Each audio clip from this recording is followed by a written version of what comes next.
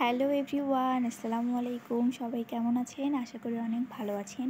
যারা আমার কাছ থেকে জিলেপি বানানোর ফুল টিউটোরিয়ালটা চেয়েছিলেন, তাদের জন্য আজকের এই ভিডিওটা। চলুন তাহলে শুরু করা যাক। প্রথমেই জিলেপি রাখার জন্য প্লেটটা বানিয়ে নিব।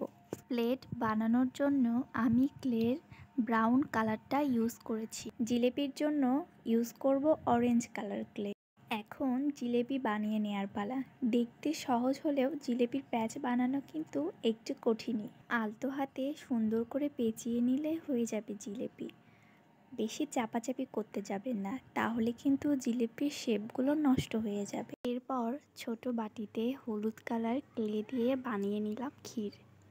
এখন জিলেপিগুলো প্লেটে সাজিয়ে নেওয়ার পালা।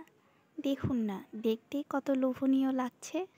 আমার ভিডিও দেখে যারা বাসায় এটা ট্রাই করবেন, অবশ্যই আমাকে কমেন্টে ছবি দিবেন। দেখা হবে অন্য কোনো ভিডিও নিয়ে। সেই পর্যন্ত সবাই ভালো থাকবেন। আল্লাহ হাফেজ। আর চ্যানেলটি সাবস্ক্রাইব করতে একদম ভুলবেন না।